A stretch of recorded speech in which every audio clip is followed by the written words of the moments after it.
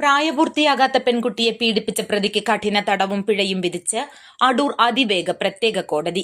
ഇരവിപേരൂർ വില്ലേജിൽ വള്ളംകുളം നെടുമ്പ്രത്തുമല ചണ്ണമല കോളാട്ടിൽ വീട്ടിൽ 23-കാരൻ Karthik ബിനുവിനെയാണ് Adoor fast track കോടതി ജഡ്ജ് മഞ്ജിത് ടി ഭാരതീയ ന്യായ സംഹിത പ്രകാരവും പോക്സോ വകുപ്പ് പ്രകാരവും കുറ്റക്കാരനെന്ന് കണ്ടെത്തി 29 വർഷം കഠിന തടവിനും 1,16,000 രൂപ പിഴയും വിധിച്ചത്.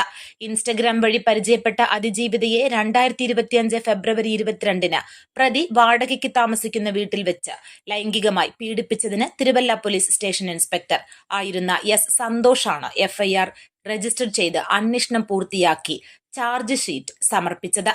പ്രോസിക്യൂഷൻ ഭാഗത്തുനിന്നും 19 സാക്ഷികളെ വിസ്തരിക്കുകയും 17 പ്രമാണങ്ങൾ ഹാജരാക്കുകയും പ്രതിഭാഗത്തു നിന്നും 3 സാക്ഷികളെ വിസ്തരിക്കുകയും 3 രേഖകൾ ഹാജരാക്കുകയും ചെയ്തു. പ്രോസിക്യൂഷനു വേണ്ടി special public prosecutor advocate Smitha John P ഹാജരായി. കോടതി നടപടികൾ കോർട്ട് ലൈസൺ ഓഫീസർ ദീപകുമാരി ഏകോപിപ്പിച്ചു. പിഴത്തുക അടയ്ക്കുന്ന പക്ഷം ആയത് അതിജീവിതയ്ക്ക് നൽകാൻ ജില്ലാ ലീഗൽ സർവീസസ് അതോറിറ്റിക്ക് നിർദ്ദേശം നൽകിയിട്ടുണ്ട്. News bureau, Adoor. അറിഞ്ഞില്ലേ? വേനാട് പ്രവാസി സഹകരണ സംഘത്തിന്റെ ഉടമസ്ഥതയിൽ Jan Aushadhi medical store Adoor high school ജംഗ്ഷനിൽ വൈറ്റ് പോർട്ടിക്കോ ഹോട്ടലിന് സമീപം പ്രവർത്തനം ആരംഭിച്ചിരിക്കുന്നു.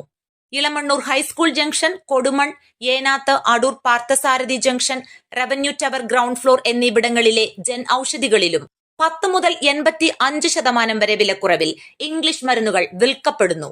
ജൻ ഔഷധി.